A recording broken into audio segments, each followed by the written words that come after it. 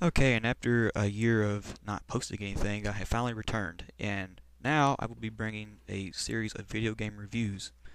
And the game I will be reviewing, my very first game review today, will be Spyro the Dragon for the PlayStation 1.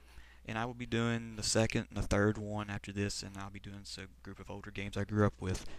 And I like to say, just forgive me for my lack of effort, I should say, because I don't have a capture card to show gameplay clearly, and while I could use my camcorder, you would be very pissed off at me for the dark lines and the horrible quality, so I'm not going to torture you with that. But anyway, my first review would be Spyro the Dragon for PlayStation 1. When I first played Spyro the Dragon, I was 7 years old. It was about the fall of 1998. I was fairly young, I was obsessed with this dragon because I played the demo I had received in an old PlayStation 1 magazine, which I had the remains of that somewhere around my room.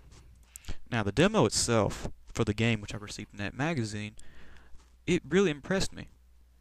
Seeing this was actually the very first 3D game, well, 3D entire 3D environments that I actually had played before, since I was fairly new at the games and stuff. And while it only allowed you to play 2 levels in the artisan world, and it really lacked music, well, my version did. I know people who did have it, but it really impressed me because in seeing this was only the demo, I just couldn't wait to play the full game.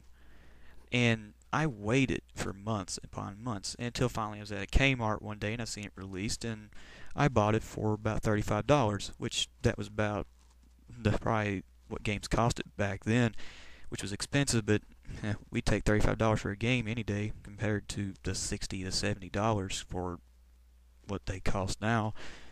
Anyway, I'm off subject. I got the full game, and it took me about a year or two to beat it, maybe over a year. It's mainly because I didn't have a memory card at the time, and I had to keep restarting it. But once I got the memory card, I was, able to save and continue to go forward.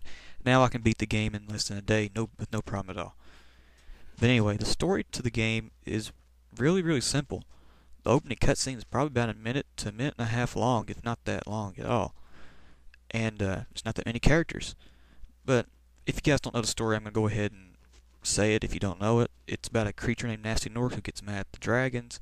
He entraps them in crystal, takes the gems, and his armies invade the dragon world. And it's up to Spyro, who's this little tiny purple dragon who survived the crystal entrapment, and it's up to him to go out and save all the dragons, take the gems back, and defeat Nasty.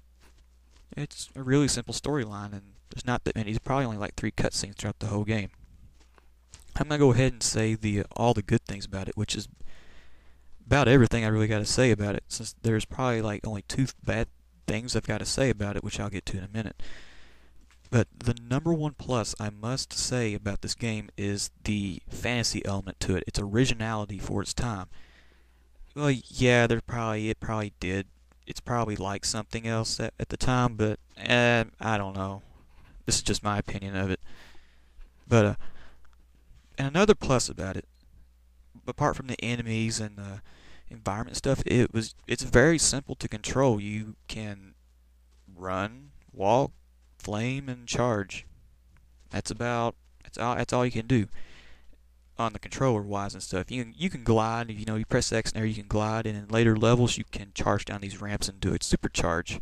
And also each enemy has specific ways of dying. Another plus to the game I like is the level layout that fits the world that you're in. While the first of the game's not really that hard, towards the end, and probably actually towards the halfway mark, the level layouts actually begin to test your ability to actually get and reach gems and rescue dragons. And another part is that each world beside the last one has flying stages where you have to collect a certain amount of items in a certain amount of time. Each item you get adds time, and as it goes through the game, it gets harder. It's that sort of stuff. And another thing I really like about the game, this is the last plus side to it, is the music. Composer Stuart Copeland, who is the drummer for the band The Police, he did an excellent job on it. Actually, excellent's not even a word for it. All of it's catchy, it fits the level you're in, and there's tons of videos on YouTube where people are making their top 10 list for it. And I have to say, personally, my favorite of the music is the level Wizard's Peak from the very first Spyro the Dragon game, but that's just mine. Now, sadly and regretfully, it's time to do the negative aspects of this game. There's only two minor ones I have against it, because this is on my favorite games of all time list, but nothing is without flaw. The thing that really bugs me the most is the lack of challenge at times. Yeah, when I was a kid and even the new players and stuff, it's challenging, especially when reaching some of them jumps and them dragons. And even towards the end of the level, the veteran players, it can really get challenging towards the end of the game. But overall, the game lacks some serious challenge to it. The enemies can be repetitive at times because you know how to defeat them, you know how to pass the levels eventually, and there's not really any serious opposition against you.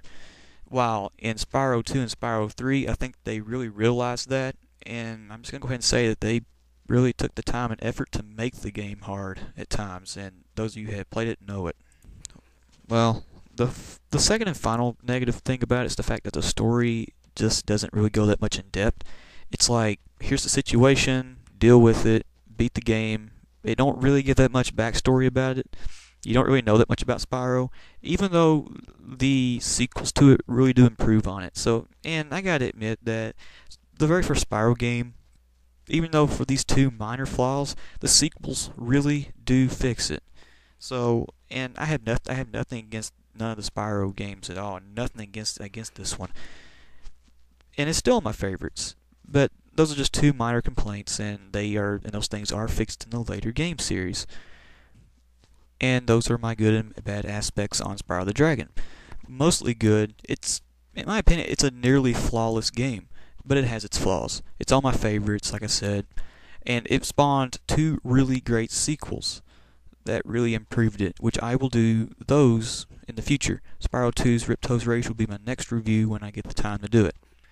And leave a comment on your opinion on the game and stuff, and I will give my review of Spyro 2's Ripto's Rage next. Hope y'all enjoyed.